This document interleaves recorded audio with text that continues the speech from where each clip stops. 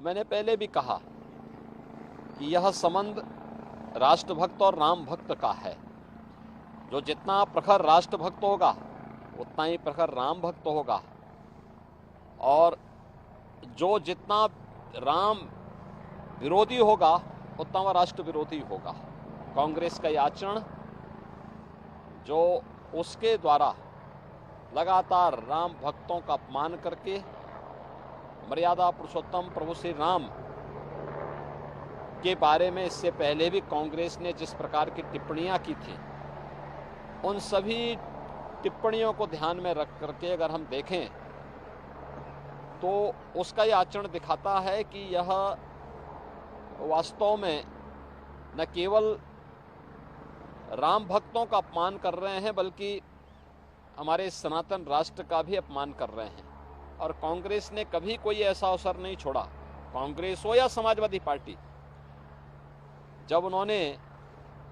देश के अंदर या दुनिया के अंदर भारत को अपमानित न कराया हो, भारत की सनातन परंपरा आत्मा भारत के सनातन धर्म को गाली न दी हो। ये इंडी गठबंधन का ही कैरेक्टर है कि वह भारत की आत्मा सनातन धर्म को गाली देते हैं। वह हर प्रकार के कार्य करने का प्रयास करते हैं जो भारत के बहुसंख्यक समाज जिसमें अपमानित महसूस करे। और यह कांग्रेस का जो आचरण है इंडी गठबंधन से जुड़े हुए घटकों का,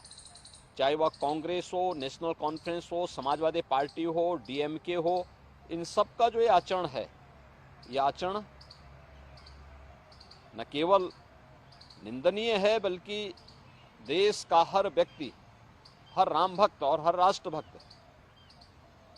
कांग्रेस के इस आचरण के कारण ही कांग्रेस को रसातल की तरफ धकेल रहा है। सर, हम कह सकते हैं अक्सर इस तरीके के दृश्य सामने आते हैं कि विपक्षी दल हो, खासकर कांग्रेस हो, समाजवादी पार्टी, इनके नेता, बड़े बड़े नेता मंदिरों में जा रहे हैं, लेकिन अगर इनकी एक प्रवक्ता राम हिंदू होने के नाते राम मंदिर चली जाए तो उसके साथ बुरा व्यवहार किया जाए। मतलब देखिए, मैं क्या कर रहा हूँ ना, कांग्रेस का जो छद्म रूप है, इस छद्म रूप से देश की जनता जनार्दन अच्छी तरह वाकिफ है। उसे मालूम है कि ये जो भी दिखावा कर रहे हैं ये वास्तविकता पर आधारित नहीं है। ये केवल देश की जनता की आंखों में धूल झोंकना चाहती हैं, लेकिन इनकी नौटंकी को देश की जनता जान चुकी है और इसीलिए कांग्रेस को रसातल की तरफ धकेल रही है। कांग्रेस की एक प्रवक्ता ने कांग्रेस से इसलिए इस्तीफा दिया क्योंकि वो तो छत्तीसगढ़ है, छत्तीसगढ़ तो भगवान राम का ननिहाल है, माता कौशल्या का मायका है, और वहां की एक राम भक्त तो किसी भी दल की हो सकती है। वह अगर अयोध्या में रामलला का दर्शन करने के लिए आई थी,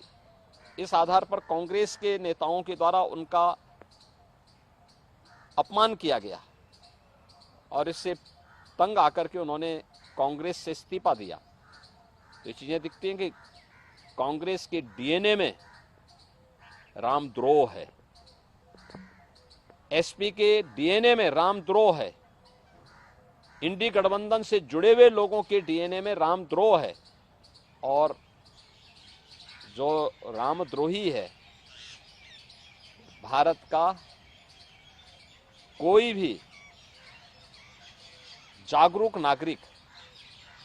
उसके समर्थन में अपना वोट तो नहीं पोल करेगा। हम कह सकते हैं यूपीए की जो सरकार थी तो जो राम के अस्तित्व पे इन लोगों ने सवाल खड़े किए थे, आज तक उसी चीज को पर्यवेक्षित करते हैं इनके टाइम टू टाइम। देखो, वह अपने आचरण से मजबूर हैं, और हम तो राम भक्तों से और भारत के समस्त नागरिकों से यही अपील करेंगे कि जाके प्रिय न राम वैदेही तजिए ताहि कोटि बैरी सम